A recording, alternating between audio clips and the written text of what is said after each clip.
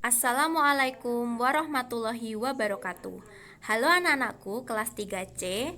Pada kesempatan kali ini USEK ingin mereview materi tematik tema 1, subtema 3 dan 4. Ustazah berharap dengan adanya review ini membantu kalian dalam belajar, karena insya Allah hari Jumat nanti kita akan mengadakan evaluasi tema 1, subtema 3 dan 4. Nah, sebelum kita belajar bersama-sama, marilah kita membaca basmalah. Bismillahirrohmanirrohim. Baik, USEK masuk ke muatan pelajaran PPKN.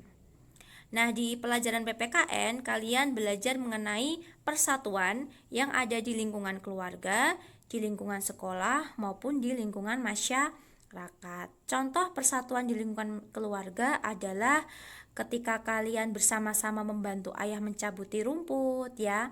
Ketika kalian bersama adik atau kakak membantu ibu menyirami bunga, ya. Ataupun ketika kalian bergotong royong satu keluarga membersihkan rumah dan seisinya. Nah, itu adalah contoh persatuan yang ada di lingkungan keluarga. Sedangkan contoh persatuan yang ada di lingkungan sekolah adalah ketika kalian piket kelas, belajar kelompok, terus ketika kalian bersama-sama menghias kelas, ya, kerja bakti, membersihkan kelas. Nah, itu contoh persatuan yang ada di lingkungan sekolah. Sedangkan persatuan yang ada di lingkungan masyarakat, contohnya bersama-sama menjenguk warga yang sakit, mengadakan kerja bakti, gotong royong, membersihkan lingkungan sekitar. Nah, contohnya seperti itu. Selanjutnya, kalian juga belajar mengenai perilaku sesuai dengan sila kedua. Masih ingat kalian bunyi sila kedua apa? Ya, betul sekali. Kemanusiaan yang adil dan beradab. Nah, di situ kata kuncinya adalah kemanusiaan. Berarti hubungan kita dengan sesama manusia. Contohnya adalah tolong menolong, saling membantu, saling menyayangi, ya. Baik anak-anak, kita masuk ke muatan pelajaran bahasa Indonesia. Di subtema 3 kita belajar tentang daur hidup hewan. Daur hidup itu merupakan fase pertumbuhan secara berulang-ulang. Nah, jadi daur hidup hewan itu terbagi menjadi dua, yaitu yang tidak mengalami metamorfosis dan yang mengalami metamorfosis. Contoh yang tidak mengalami metamorfosis adalah ayam, kucing, sapi, ya. Intinya hewan yang perkembangbiakannya dengan cara bertelur, beranak, bertelur dan beranak. Nah, itu ya, itu contoh hewan yang tidak mengalami metamorfosis. Selanjutnya, hewan yang mengalami metamorfosis. Hewan yang mengalami metamorfosis itu dibagi menjadi dua, yaitu metamorfosis sempurna dan metamorfosis tidak sempurna.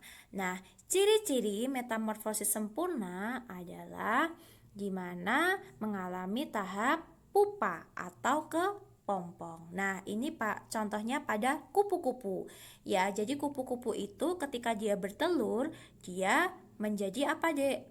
Ulat, ya. Dia menetas menjadi ulat. Setelah ulat cukup makan, maka ulat akan berubah menjadi apa? Kepompong atau pupa. Nah, setelah itu baru dia menjadi kupu-kupu dewasa. Nah, sama seperti nyamuk. Nyamuk juga mengalami fase pupa, ya. Jadi dia ketika nyamuk dewasa itu bertelur, nah telur itu akan menetas menjadi jentik-jentik, ya. Setelah itu jentik itu akan berubah menjadi pupa, lalu pupa ketika dia sudah cukup waktu, dia akan berubah menjadi membentuk nyamuk dewasa, ya. Nah, katak juga termasuk metamorfosis sempurna. Tetapi di sini katak tidak ada pupanya, Iya, katak dia termasuk metamorfosis sempurna karena pada tahap metamorfosisnya itu dia mengalami perubahan bentuk yang sangat berbeda, ya. Contohnya, ketika katak dewasa bertelur, dia menetas menjadi apa dek? berudu. Nah, berudu lalu dia berkembang menjadi apa? Katak muda yang langsung keluar kakinya, ya, ekornya menjadi menyusut. Nah, itu di katak muda. Oke, selanjutnya hewan yang mengalami metamorfosis tidak sempurna. Nah, ciri-cirinya adalah hewan yang tidak mengalami metamorfosis sempurna adalah di mana ketika dia bertelur, lalu dia akan menetas menjadi ini, nimfa.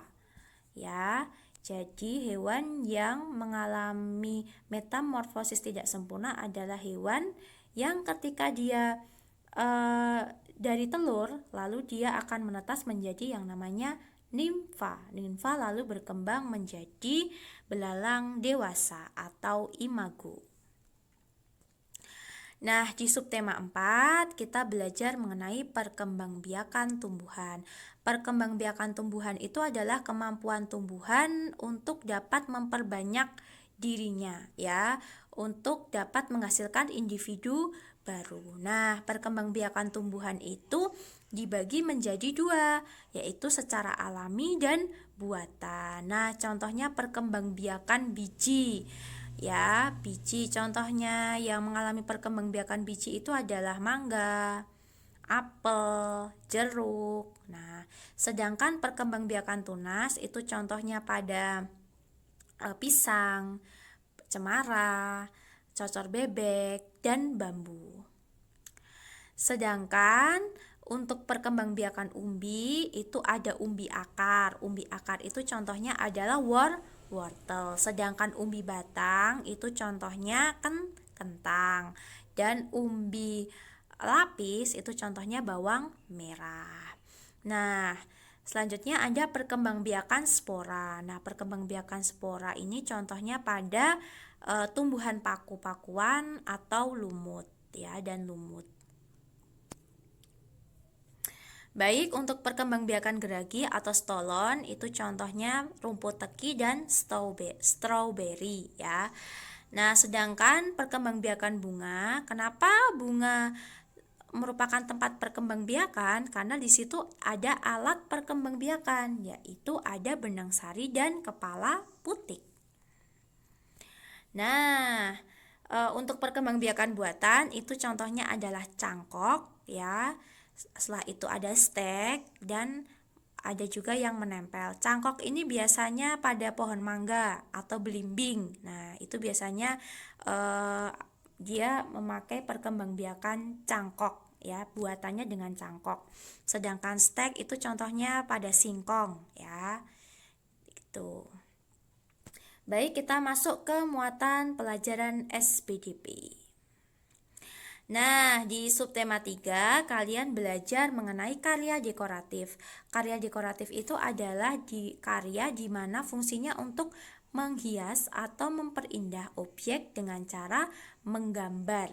Ya, karya dekoratif itu termasuk karya dua dimensi. Nah, di dalam karya dekoratif itu terdapat unsur karya dekoratif. Nah, unsur-unsurnya apa saja, Us? Ya, yang pertama ada unsur garis. Nah, unsur garis ini ada bermacam-macam. Ada garis lurus horizontal, ada garis lurus vertikal, ada garis diagonal, ada garis melengkung, ada garis zigzag, dan ada garis bergelombang. Nah, itu adalah unsur garis. Yang kedua, itu ada unsur bidang. Unsur bidang itu juga bermacam-macam, Dek. Ada yang segitiga, ada yang persegi, ada yang lingkaran, jajar genjang, trapesium, oval. Nah, itu termasuk unsur bidang. Sedangkan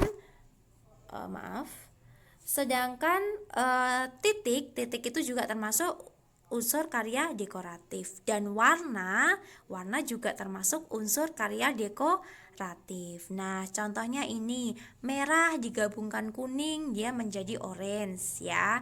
Kuning digabung dengan biru dia menjadi hijau. Sedangkan biru dicampur dengan merah akan menjadi ungu. Baik, kita ke karya seni mozaik. Nah, ini sudah kalian praktekkan ketika Zoom bersama-sama kemarin ya, Dek ya. Nah, karya seni mozaik itu merupakan karya seni di mana menyusun kepingan-kepingan atau pecahan kecil dari kaca, keramik, batu, daun, kertas, kulit telur, dan lain sebagainya. Nah, karya ini itu menggunakan karya dengan teknik tempel. Nah, untuk alat dan bahannya, alatnya itu adalah tusuk gigi. Sedangkan bahannya itu ada 3, yaitu daun kering, lem uhu, dan kertas. Ya, untuk caranya, yang pertama kalian mengambil beberapa helai daun kering. Selanjutnya kalian robek-robek daun kering tersebut, ya, menggunakan tangan atau menggunakan gunting. Selanjutnya kalian tempelkan potongan daun tersebut pada gambar atau pola yang tersedia di buku BBD kemarin ya. Oke. Baik, kita masuk ke muatan pelajaran matematika. Ya, untuk matematika ya, kita belajar mengenai perkalian bilangan cacah. Perkalian itu merupakan penjumlahan secara berulang-ulang. Contohnya 2 kali 3, berarti 2-nya ditambahkan sebanyak berapa kali, Dek? 3 kali 1, 2, 3. Nah, makanya 2 kali 3 sama dengan 6. Nah, 5 kali 7 berarti 5-nya ditambahkan sebanyak 7 kali 1, 2, 3, 4, 5, 6, 7. Berapa jadinya, Dek? Ini salah ya, maaf. Jadi jawabannya 35. Nah, itulah perkalian bilangan cacah. Baik, kita mencoba untuk mengalikan ya perkalian bersusun 2 angka. Nah, yuk kita coba bersama-sama ya, Dek ya. Contohnya ini, 4 dikali 4 sama dengan berapa, Dek? Ya, 16. Nah, ini jangan keliru ya. Puluhannya di atas, satuannya di bawah. Jangan sampai keliru. Selanjutnya setelah kita kalikan ya, lalu kita kalikan ke samping seperti ini. 2 kali 4 sama dengan berapa? 8. 8 ditambahkan dengan 1 berarti 9. Ya, jawabannya 96 ya. Oke, kita lanjut ke soal berikutnya. 36 dikalikan dengan 13 ya. 6 dikalikan 3 dulu. 6 kali 3 berapa, Dek? 18 ya. 3 kali 3 kita silang seperti ini ya. 3 kali 3 sama dengan 9. 9 tambah 1 berarti 10. Oke, selanjutnya 6 dikalikan dengan 1 sama dengan 6. Ya, ini penempatannya jangan sampai salah ya kalian ya. Sejajar. Nah, ya, 6 kali 1 sama dengan 6. Selanjutnya 3 dikalikan 1 sama dengan 3. Nah, tulis sebelahnya menjadi puluhan ya, kita tambahkan. Oke, kalau ada 2 seperti ini, itu kita tambahkan ya, Dek ya. Jadi 8 ya, 8 0 ditambah 6 sama dengan 6. Ya. Berapapun ketika dia ditambah 0, ya jawabannya ya si angka itu gitu ya. Contohnya 0 ditambah 6, ya jawabannya 6. 0 ditambah 7, ya jawabannya 7. Nah, jawabannya ya angka itu gitu. Oke, selanjutnya 1 ditambah 3 sama dengan 4. Oke, berarti jawabannya 468. Nah, ini kita perkalian bersusun 3 angka dan angka 0 ya. Kita coba 1 kali 7 sama dengan 7. 2 kali 7 sama dengan berapa? 14. Oke, 3 kali 7 sama dengan 21. 21 ditambah 1 berarti 22. Ya, jadi jawabannya 2247. Selanjutnya 0 kali 3. Nah, angka 0 apabila dikalikan dengan angka selain 0 ya 1, 2, 3, 4, 5, 6, 7 dan seterusnya, itu pasti jawabannya tetap 0 ya. 0 kali 3 berarti jawabannya 0. Berapapun, 0 kali 4 ya 0, 0 kali 5 0, 0 kali 6 0 ya. Selanjutnya 5 kali 3 15. 2 kali 3 6. 6 masih ditambahkan 1 berarti 7. Jawabannya 750. Baik, kita masuk ke pembagian bilangan cacah. Nah, kalau perkalian tadi adalah penjumlahan secara berulang-ulang, sedangkan pembagian itu adalah pengurangan secara berulang-ulang. Nah, jadi kalian mengurangkan itu biar sama dengan 0 ya. Contohnya seperti ini. 12 dibagi 2. Nah, 12 dibagi 2 itu kira-kira 12-nya dikurangi 2-nya berapa kali ya? Biar nanti sama dengan 0. Nah, yuk kita hitung bersama-sama ya. Kita kurangi dulu. 12 dikurangi 2 dulu. Berarti berapa, Dik? 12 dikurangi 2. Berarti masih 10 ya. Oke, masih 10. Berarti harus kita kurangi lagi. 10 dikurangi 2. Berarti sama dengan 8. Berarti masih 8, masih kita kurangi lagi. Biar jadi 0 ya. 8 dikurangi 2 sama dengan 6. Ya. Oke, kita lanjut lagi karena belum dapat 0. 6 dikurangi 2 sama dengan 4. Ya. Belum dapat 0 lagi, dikurangi lagi. 4 dikurangi 2 sama dengan 2. Ya. Masih 2 us, berarti perlu kita kurangi lagi biar jawabannya 0 ya. 2 dikurangi 2 berarti sama dengan 0. Nah, ketemu deh. Berarti tinggal kita hitung. Jadi 12 itu dikurangi 2 sebanyak berapa kali? Yuk kita hitung. 1, 2, 3, 4, 5, 6. Nah, berarti 12 dibagi 2 sama dengan berapa sayangku? 6. Nah, 6 ini karena 12 dikurangi sebanyak 6 kali. Ya, 1, 2, 3, 4, 5, 6. Gitu. Yuk kita coba lagi yang bawahnya ya. 10 dibagi 5. Kira-kira 10 dikurangi 5-nya berapa kali ya biar sama dengan 0? Nah, yuk kita hitung ya. 10 dikurangi 5 sama dengan berapa, Dek? 5. Berarti belum 0 kan? Berarti harus kita kurangi lagi. 5 dikurangi 5 sama dengan berapa? 0. Nah, sudah ketemu 0. Berarti 10 dibagi 2 sama dengan berapa? 1, 2. Sama dengan 2. Karena 10-nya dikurangi 5 sebanyak berapa kali? 2 kali. 1, 2. Baik anak-anakku, kita masuk ke pembagian 2 angka dan 3 angka ya.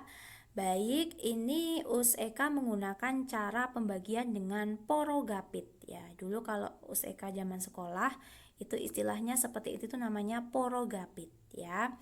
Oke, ini kita bagi satu angka dulu ya. Kita coba. 3 dibagi 2. Oke. 3 dibagi 2 itu kalau secara perkalian itu tidak ada jawabannya, Dek. Karena 2 kali 1 sama dengan berapa? 2. Sedangkan 2 kali 2 sama dengan 4. Nah, seterusnya berarti kan tidak ada. Nah, secara perkalian tidak ada. Tapi bukan berarti tidak bisa dibagikan. Tetap bisa kita bagikan dengan cara cari angka yang mendekati. Ya, jadi 3 dibagi 2 yang mendekati kira-kira 2 kali berapa, Dek? Ya, 2 kali 1 sama dengan 2 ya. 1 di sini ya. Berarti 1 kali 2 sama dengan 2. Kenapa kok tidak 4? Nah, karena kan 4 lebih besar daripada 3, Dek. Jadi nanti tidak bisa dikurangi ya. Jadi kita cari yang angka yang kecil. Ya, jadi kita cari angka yang lebih kecil seperti itu ya. Jadi 3 dikurangi 2, ini 0, kita turunkan dulu ya, 0, 0, lalu 3 dikurangi 2 sama dengan 1. Nah, 10. Lalu kita bagi, 10 dibagi 2 sama dengan berapa? Ya, betul, 5. 5 kali 2 sama dengan 10. Kita kurangi, sama dengan 0. Jadi kalau pembagian porogapit itu untuk mendapatkan hasilnya itu di bawah itu harus sama dengan 0 dulu. Kalau di bawah belum 0 berarti harus kita bagi terus sampai hasilnya 0. Baru ketemu jawabannya. Jadi 30 dibagi 2 sama dengan 15 ya. Oke, kita coba lagi di soal berikutnya ya. Nah, ini kita bagi dulu satu-satu. 3 dibagi 4, kira-kira bisa nggak, Dek? Nah, tidak bisa kan? Karena 3 lebih kecil daripada 4 ya. Jadi tidak bisa. Oleh karena itu kita gandeng nih tetangga sebelahnya ya. Jadi 36. 36 dibagi 4 sama dengan berapa? Ya, betul sekali, 9. Ya, 9 kali 4, 36. Nah, kalau ini langsung ketemu jawabannya nih, Dek. Ya, ini 4 turun, ini 0, ini 0. Ya, jadi 4. 4 kita bagi dengan 4 sama dengan berapa? 1. 1 kali 4, 4. Dikurangi sama dengan 0. Nah, contohnya seperti itu. Nanti kalian bisa latihan sendiri di rumah pembagian dengan cara porogapit. Baik anak-anakku, kita masuk ke muatan pelajaran PJOK. Nah, di subtema 3 kalian belajar tentang 3 hal ini ya. Yang pertama itu tentang kuda ya, Dek ya. Jadi kuda itu memiliki badan dan tenaga yang kuat. Ya, jadi ketika dia ada rintangan, ya, dia ada rintangannya ini, maka yang dia lakukan adalah melompat. Nah, melompat ini merupakan gerak dasar lokomotor. Nah, itu juga dilakukan oleh Lani dan teman-temannya. Nah, Lani ini dia melompat dengan apa ini, Dek? Dengan tali karet ya, ini ya. Nah, Lani itu melompat menggunakan kedua kakinya. Nah, selanjutnya yang ada di sebelah kanan itu ada tentang perkembangbiakan kupu-kupu ya, tentang perkembangbiakan kupu-kupu. Nah, itu di situ ada Benny ya. Benny itu sedang tidur terlentang sambil mendekapkan kaki dan badan. Nah, itu adalah gerak telur. Ya, apabila di metamorfosis kupu-kupu itu merupakan telur, gerak telur. Nah, sedangkan Udin itu sedang merangkak, ya. Merangkak itu menandakan bahwa itu seperti gerak ulat, ya. Selanjutnya ada Lani. Lani sedang berdiri, dia mengangkat kedua tangannya, dia mengepal dan tangannya itu mengepal dan disimpan di atas kepala. Nah, salah satu kaki Lani itu juga diangkat menyerupai gerak menggantung pada pohon. Itu adalah gerak kepompong. Ya, sedangkan Siti itu sedang berdiri, dia mengangkat kedua tangannya. Nah, itu merupakan gerak kupu-kupu dewasa. Nah, keempat gerakan itu merupakan gerakan yang menggambarkan tentang perkembangbiakan kupu-kupu. Baik, di subtema 4 kita juga belajar tentang gerak lokomotor juga. Ini ada lompat jauh ya, Dek ya. Lompat jauh. Jadi yang dilakukan si Lani dan kawan-kawannya itu adalah lompat jauh. Nah, Lani itu sedang mengukur panjang lompatan itu menggunakan batang singkong yang tidak terpakai. Ya, dan untuk sebelahnya itu sedang bermain lompat-lompatan menggunakan batang bambu ya, permainan menggunakan batang bambu. Ini juga ada hubungannya dengan PPKN ya, Dek ya, tentang persatuan ya, persatuan dengan teman teman. Nah, ini juga bisa ini masuk ke dalam PPKN. Baik anak-anakku, itu tadi materi yang sudah USEKA sampaikan. USEKA hanya menambahkan sedikit saja tentang hewan yang tidak mengalami metamorfosis. Itu contohnya adalah capung, belalang, kecoa. Nah, contohnya seperti itu. Baik, itu dari USEKA. Semoga bermanfaat.